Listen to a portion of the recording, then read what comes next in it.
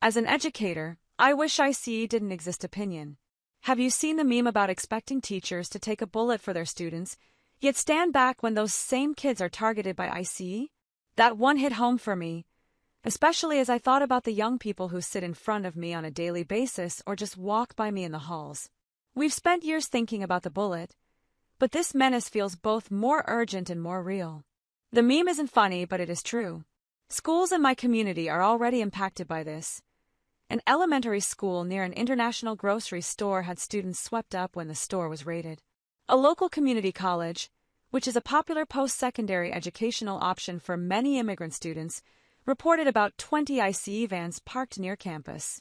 When the fast food restaurant by a high school was raided, kids remained in the building, scared to pass the site and risk detainment or worse. While danger exists outside, the fear of it following inside is also a reality. The end of safe haven protections means that students are scared to come to school as well.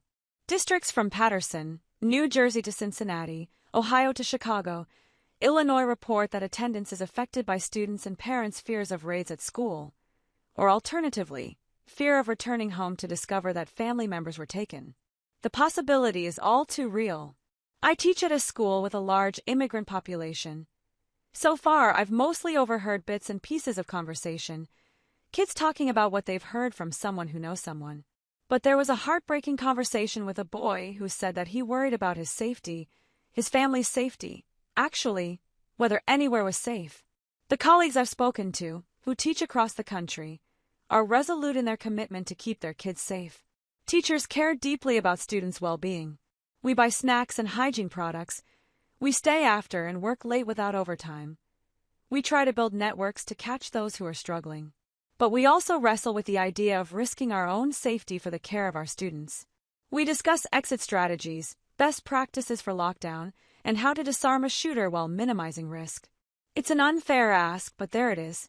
Of course, the conversation has expanded to encompass what we can do in the event of a raid. Part of that stems from disparity in guidance. While some school districts are supplying Know Your Rights cards and proactively pointing students and staff toward protective resources, others provide vague directives, prohibit distribution of legal information, or state simply that they will comply fully with any action taken. Doubtless, some believe compliance is the correct course. But, notwithstanding that these are children, often dreamers, born here and unaware of life anywhere else, forcible legal removal from school implies wrongdoing. This has become clear through the raids already enacted. The only consistent wrongdoing is skin color. Furthermore, it seems that even natural-born Americans can be detained and even deported.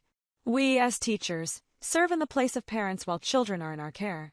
How can it be wrong, then, for us to protect them from unfounded, biased harm?